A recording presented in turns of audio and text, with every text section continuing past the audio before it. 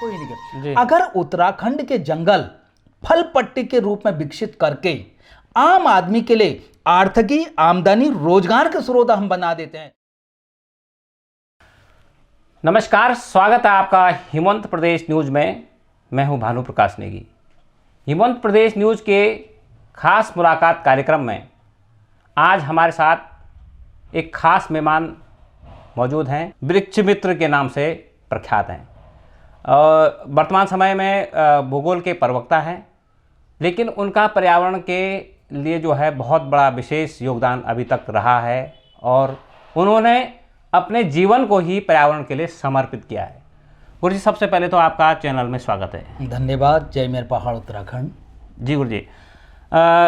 गुरु जी, आपको देख के सबसे पहले जहन में ये सवाल उठता है कि जिस तरह से आपने ये वेशभूषा धारण की है, वो वेशभूषा धारण करने का एक जो आपका मकसद था वो क्या रहा है, और इससे पहले कि आप इस बारे में बताएं, आपका एक छोटा सा परिचय मैं जानना चाहूँगा, हमारे दर्शक जो तमाम आपको इतना प्रेम करते हैं।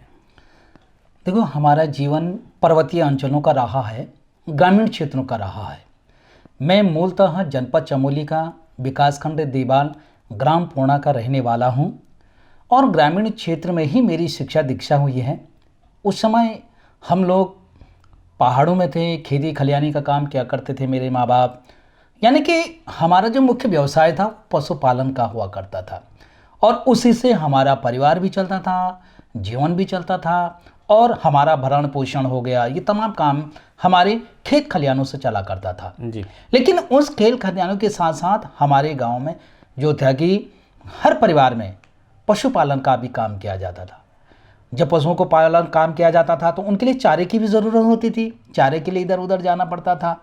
हमारा गांव जो है कि बाजार से सटा होने के कारण थोड़ा चारे की कमी हो जाती थी उन्हें, तो मेरी माताजी भटकते रहती थी। गांव की बहू बेटियां जंगलों में गाय भैंसों के लिए चारा के लिए जाया करते थे। और तब मैं जब छोटा था, पढ़ता था, तो मेरे दिल में एक जहन जगी, यार कब तक हमारे गांव की बहू बेटियां जाके जंगलों में भटकते रहेंगे, कब तक मेरी माताजी जो है कि इन जंगलों में भटकते रहेंगी गाय भैंसों के चारे के लिए, क्यों ना हमको इस ओर कुछ काम करना चाहिए। बस वहीं से मैंने ये दिल में ठान लिया कि मैं पर्यावरण के लिए काम करूँगा और जो हमारे घर गाँव की बहू बेटियाँ घास के लिए, पशु चारा के लिए जंगलों में भटकते हैं, उनको जो है सुविधा से, नज़दीकी से घास पशुओं के लिए चारा मिल जाए, इसके लिए काम करना और उसी का संदेश देने के लिए, लोगों को जागरूक और प्रेरित करने के लिए मैंने अपने आप को इस प्रकृति का संदेश वाहक के रूप में मान लिया है और काम कर रहा हूँ। और तब जाके मैंने ये अपने हरे वस्त्र धारण किए हुए हैं। जी गुरु जी, मतलब आपने पर्यावरण को खुद में समेटा हुआ है और उसके लिए समर्पण आपका बचपन से ही शुरू हो गया था जब आपने इन स्थितियों और परिस्थितियों को देखा। बिल्कुल बिल्कुल, ग्रामीण क्षेत्रों के रहने वाले थे। हमारी तो जितनी भी आवश्यकताओं की पूर्ति होती है उसमें रोजगार भी नहीं था जी। इन खेत खलियानों से हुआ करता। पशुओं के जो कि दूध या ये तमाम पशुओं के घी, ये तमाम चीज़ें बनाकर हुआ करता था।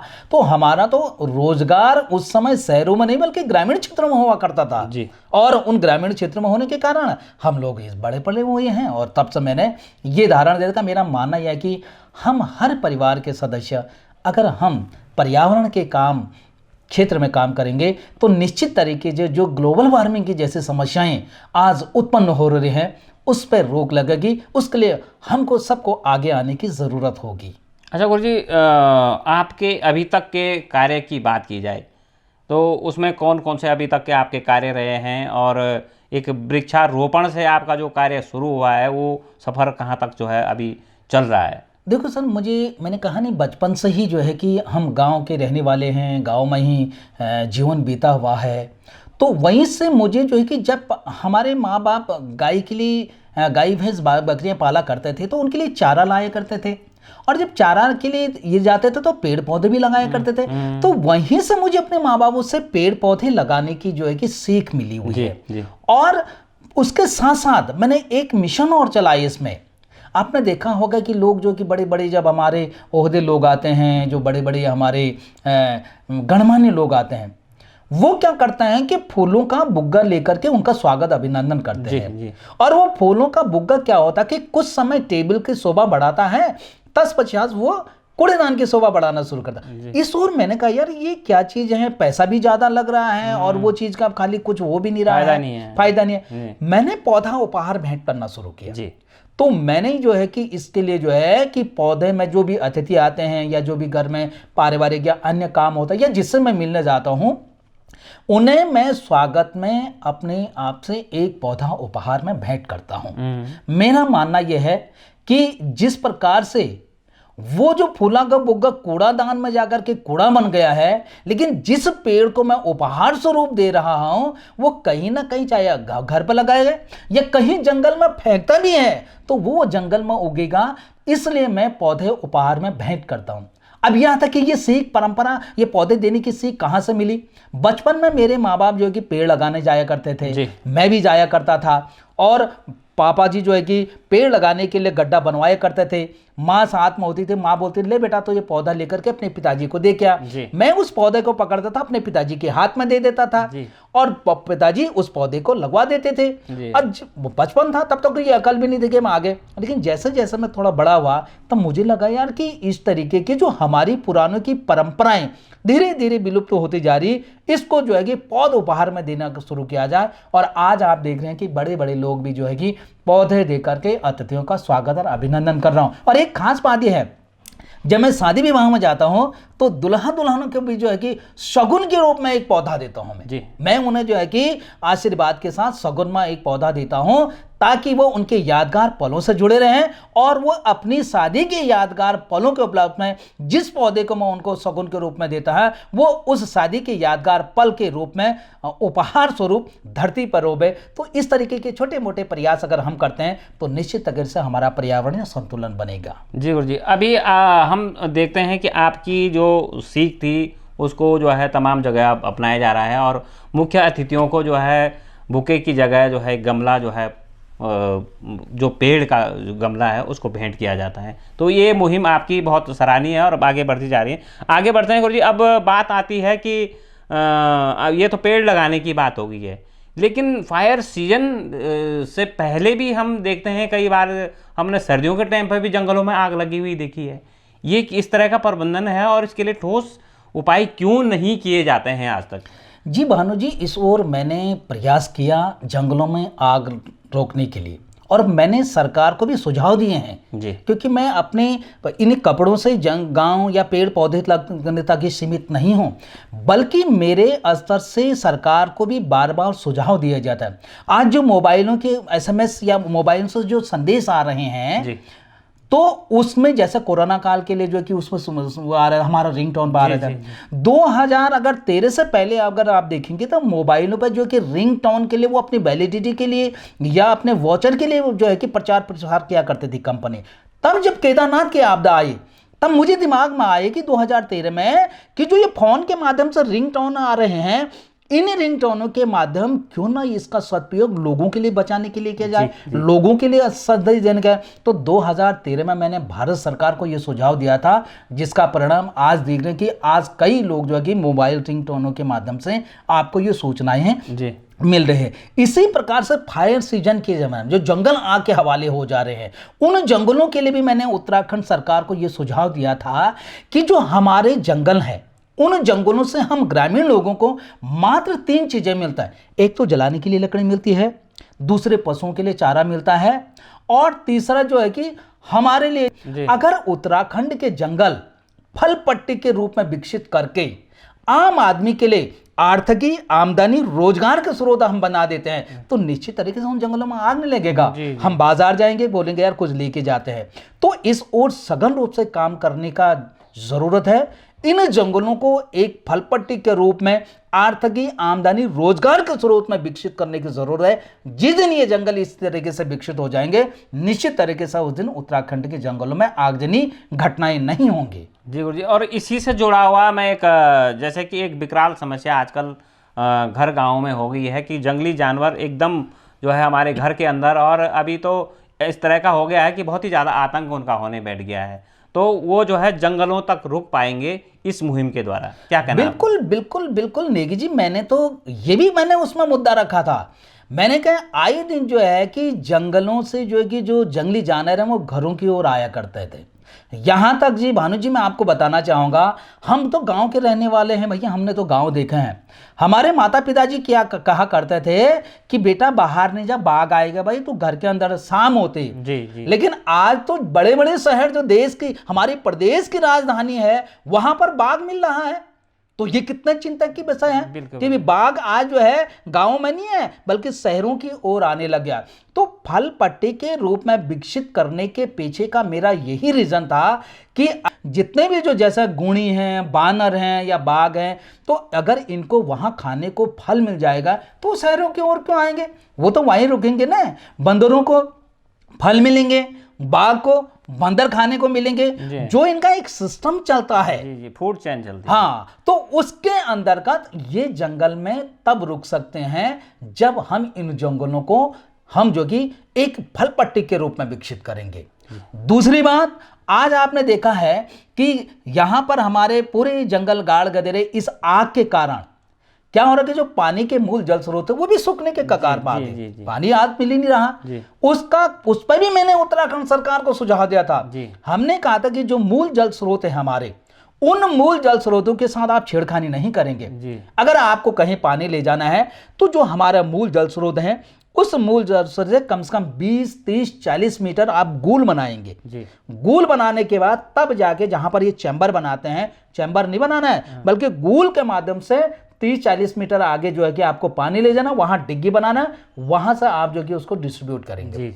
उससे क्या होगा कि जो पानी गूल के रास्ते जाएगा, डिग्गी में भी जाएगा, जो पानी रिसेगा वो गदेरे में भी जाएगा। जब गदेरे में जाएगा तो जंगली जानवर हैं या हमारे जो चरवाहे हैं उन लोगों को भी पानी पीने को मिलेगा। लेकिन ऐसा हो नहीं रहा है। उससे क्या हो रहा है कि वो चैम्बर बना दे रहे हैं, जितना पानी जा रहा है वो डिग्गे में जा रहा है, गदेरे सूख जा रहे हैं, जो जंगली जानवर वो पानी की तलाश में घरों की ओर भी आ रहे। तो इस ओर मैंने यही सुझाव दिया था कि जब आप मूल जल स्रोत से पानी ले जाते हैं तो कम से कम आधा किलोमीटर पर एक छोटा सा हौज बना करके वहां पर पानी रिसता रहे, एक छोटा सा तालाब बनता जाएगा, बनते जाएंगे तो वहां पर जो भी चाहे जंगली जानवर हैं, चाहे हमारे पशु चारा है, पशु चरवाह हैं, हमारे माता बहनें घास काटने के लिए जाते हैं, तो उनको भी पानी को मिलने का होगा, तो वो पानी हमारा रहेगा। दूसरी बात ये था कि पानी के जो जल स्रोतों के जो हमारे मूल जल स्रोत हैं उसके कम से कम 500 वर्ग मीटर पर आप सघन पौधारोपण कीजिएगा। और जब सघन पौधारोपण का वहां नमी बनी रहेगी तो पानी क्यों रिसेगा। तो इस ओर काम करने की जरूरत है, सरकार को भी जागने की जरूरत है, और साथ साथ जो हमारे स्थानीय स्तर पर जो लोग होते हैं उनको भी जागने की जरूरत है। क्योंकि आज पानी, जल, जंगल बचाना अपने लिए नहीं, इनको बचाकर अपने आने वाली पीढ़ी के भविष्य को सुरक्षित करना है। इसलिए हमको उनके भविष्य के लिए काम करना पड़ेगा। निश्चित तौर पर गुरुजी। और अब हम अपने पर्वतीय अंचलों की अगर बात करें तो जैसे कि आपने बताया कि यहाँ पर फल पट्टी विकसित की जाए और उससे जो है जंगली जानवर भी रुकेगा, हमारी आर्थिकी भी बढ़ेगी और हमारे लिए जो है एक रोज़गार का भी ये जरिया बनेगा। साथ में जो है इस पर पानी रिसेगा तो ये जो है हमारे प्राकृतिक संतुलन के काम आएगा। लेकिन अब जैसे हमारे जो पर्वतीय अंचल है उसकी जो सड़कें हैं वो लगभग जो है नदी के किनारे होती है या बहुत ख़तरनाक स्थिति में होती है। तो उसके लिए भी जो है शायद आपने जो है एक मुहिम छेड़ी थी, उस मुहिम को आपने किस तरह से आगे बढ़ाया है, क्या वो मुहिम है?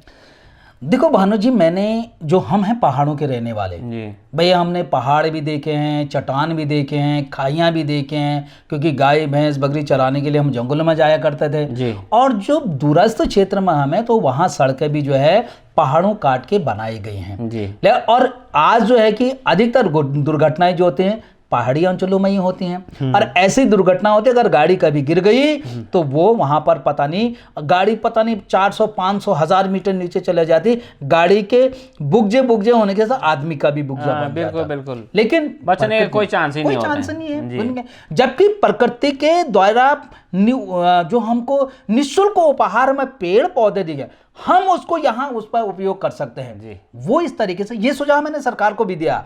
मेरा मानना यह है कि जो हमारे खाई साइड सड़कें हैं उस पे जो है कि सघन पौधारोपण किया जाए, कुछ झाड़ीदार नुमा लगाया जाए, जैसे बांस के पौधे हैं, कुछ बड़े पौधे हैं। तो इस तरीके से अगर हम सड़क के खाई साइड पूरा पौधारोपण कर देते हैं, वो पौधे बड़े हो जाते हैं। इत्तेफाक अगर कोई दुर्घटना घटती भी है, वाहन से, तो जो आज 1000 मीटर 500 मीटर नीचे जा रही वो आपका 10 मीटर पर रुक जाएगा, 5 मीटर पर 5 मीटर पर रुक जाएगा। तो उतनी जनधन की हानि नहीं होगी जितनी इन पेड़ पौधों ना होने से आज आम पहाड़ के लोगों को हो रही है, सहना पड़ रहा है। जी, जी। तो इस ओर सरकार को भी काम आना चाहिए। दूसरा, जो पीडब्ल्यूडी वाले हैं, लोक निर्माण विभाग, इनको भी जो है कि वहां पौधारोपण का काम करना चाहिए। वन विभाग को भी पौधारोपण का काम करना चाहिए। उद्यान विभाग को भी पौधारोपण का काम करना चाहिए। और जो हमारा ग्राम पंचायत होती है, गांव में बनाए हुए, सरकार ने बनाए हुए होते हैं, उन ग्राम पंचायत को ये चीजें निर्धारित की जानी चाहिए। जब तक जवाबदेही नहीं होगी तब तक ये चीजें होने पाएगी। भाई साल में सरकार बजट बनाए ने, इतने साल भाई ये है, अगर आपने ये चीजें करके नहीं दिखाई आपका बजट रोक देंगे हम, जी। आपका विकास कार्य नहीं किया जाके। आप तो धरातल पर क्या कर रहे हैं, पैसा सरकार दे रही है और उसका जो हमको लाभ मिलना चाहिए था वो उस तरीके से नहीं मिलना पा रहा है। उसके दोषी सरकार को हम नहीं देते हैं, उसके दोषी जो धरातल पर काम करने वाले हैं वो अपने लाभ के चक्कर में अपने आने वाली पीढ़ी के भविष्य के बारे में नहीं सोच रहे हैं। ये बहुत बड़ा चिंतनीय और दुखद प्रश्न है ये। जी गुरुजी, और पर्यावरण से संबंधित जैसे कि पानी की बात हुई थी, आपने जल स्रोतों की भी बात करी है, लेकिन आज जो स्थिति आपको देखनी पड़ रही है, देख रहे हैं और हम भी और आप भी, शहरों की स्थिति बहुत ज़्यादा गंभीर है ही, लेकिन गाँवों में भी लोगों को लाइन लगा कर के पानी के लिए जाना पड़ता है या बहुत वेटिंग करना पड़ता है, बड़ी समस्याओं का सामना करना पड़ रहा है। इसके लिए क्या किए जाने की आवश्यकता है गुरुजी? बस इसके लिए नेगी जी यही है कि जो हमारे मूल जल स्रोत हैं, मैंने सरकार को एक सुझाव और दिया था। आज लोग पलायन कर चुके हैं और बहुत कम लोग घरों में रहे हैं, और घरों में है तो जो पानी बारिश का पानी आता है अगर वो बंजर खेतों में जाएगा तो वो भूमिगत नहीं होगा, बल्कि बारिश का पानी आते ही वो पानी बह जाएगा गाड़ गदरे में जाकर के, वो बिल्कुल उसका सदुपयोग नहीं कर सकते हैं। तो मेरा मानना ये था कि जो ग्राम पंचायतें हमारी हैं और मनरेगा के माध्यम से जो हमारे खेत खलियान हैं उनको आबाद किया जाए। अगर वो आबाद हो जाते हैं, जो बारिश का पानी आएगा उस बारिश के पानी जो है कि वो बहेगा नहीं बल्कि उसमें रिसेगा और हमारे भूमिगत जल का क्या होगा, स्रोत बढ़ जाएगा, स्रोत बढ़ेगा तो पानी की लेवल बढ़ेगा उसका, हमें कोई दिक्कत नहीं होगी। दूसरी बात जो मैंने कहा था कि जो मूल जल स्रोत हैं वहां पर सघन पौधारोपण करना पड़ेगा, वो पानी का तब जाके पानी नहीं जाएगा। तीसरी बात है कि जंगलों में आगजनी घटनाओं को हमको रोकना पड़ेगा। अगर इसी तरीके से आग लगते रहेंगे तो मैं आपको बता सकूं आने वाले 20 सालों में हमारे पूरे जल स्रोत, ये लगा लो कि 80% जल स्रोत हमारे सूख जाएंगे, जिसकी खामियाजा हम नहीं भुगतेंगे बल्कि जो हमारी आने वाली पीढ़ी है वो ये कहेंगे ये देखो मेरे माँ बाप पढ़े लिखे थे और हमारे लिए ऐसी विकट स्थिति पैदा करके गए, जबकि इनसे अच्छे हमारे बुजुर्ग दादा दादी बूबू भूया थे जो अनपढ़ थे, उनने उनके लिए इतना अच्छा जो है जंगल बना के रखा, किसी भी चीज की कमी नहीं होने दी, सब चीज अवेलेबल करके दिया। अपने तो ऐश करें, हमको जो है यहाँ घुटन से जीने के मरने के लिए छोड़ गए। तो इस ओर हर परिवार के सदस्यों को जागना पड़ेगा, आगे आने की जरूरत है, तब जाकर के हमारा ये संतुलन बनेगा जीने की। जी निश्चित तौर पर एक आपका ही नहीं, एक मेरा ही नहीं, ये हम सब की जो है पर्यावरण बचाने की एक मुहिम होनी चाहिए, एक पीड़ा हमारे अंदर होनी चाहिए, एक ललक हमारे अंदर होनी चाहिए। और अब बात आती है कि जैसे हम मिलेट्स की बात करते हैं, हमारे जो मोटे अनाज हैं जिनको अब प्रमोशन भी मिल रहा है और उनमें जो है बहुत सारा बहुत अच्छा जो है हमारे लिए जो पौष्टिक है वो पौष्टिकता जो है उसके अंदर है, तो उसको प्रमोट किए जाने की कितनी आवश्यकता है और वो जो है किस तरह से आगे हमारी आय का जरिया बन सकता है? जी भानु जी, ये जो आज चर्चाएं चल रही हैं ना कि मोटे अनाज को बढ़ावा दो, मोटे अनाज को बढ़ावा दो, तुम तो आज कह रहे हो जी, हमारा तो पता नहीं कितनी पीढ़ियों से लोग जो इसको खा रहे हैं। जी। हम तो उस मोटा अनाज खा के, अगर मैं अपनी बात करूं, हमने मडुआ की रोटी खाई है, हमने झंगोर का भात खाया, कौड़ी का भात खाया, झंगोरा का छसिया बनाया है। छसिया मतलब कि झंगोरा डालो, उसमें थोड़ा ये कड़ी डाल दे, छाछ डाल दो, हल्दी मिर्ची डालो, उसको पकाओ, उसको हम बना देते हैं, तो छसिया हमने खाया हुआ है। और भटके डुबके हमने खाए हुए हैं, गांजड़ा हमने खाया हुआ है। हम तो ऐसे मोटे अनाज खाने वाले हैं। हमने तो ऐसा भी देखा, जब घर से हम स्कूल से आया करते थे तो हमारी माता पिताजी क्या किया करते थे कि एक मडुआ की रोटी रख देते थे, उसमें छोटी गुड़ की डली रख देते थे, गुड़ के साथ वो बासी रोटी, और बड़ा स्वाद आता था उसको खाने। तो बात कर रहे ना, हम तो उस खा के बड़े हुए, और यही कारण है हमारे जो बुजुर्ग थे वो निरोगी थे, 100 साल से ऊपर जी जाते थे। आज भी कई वृद्ध ऐसे हैं जो हमारे गांव में हैं, उनने क्या खाया भाई?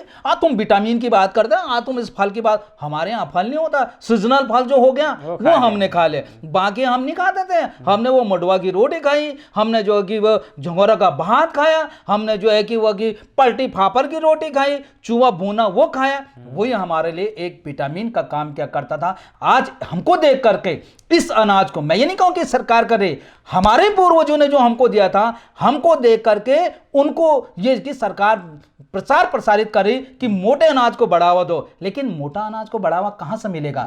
मोटे अनाज पैदा करने वाला तो तुम शहर की ओर आगे हो, वो कहां से आएगा? उस ओर सोचने की जरूरत है, उस ओर काम करने की जरूरत है। बिल्कुल जी। छुट्टी के बाद मेरा पता नहीं कितने गांवों में जाना होता, कितने लोगों के संपर्क, मुझे बड़ा सुकून भी मिलता वहाँ उन लोगों के बीच में जो विचारधाराएं मेरे हैं वो उन तक पहुँचते हैं। तो उनके घरों में जाकर शादी विवाह में पौधे लगाने की बात करता हूँ, या आपके परिवार में कोई पारिवारिक कार्यक्रम, मुंडन कार्य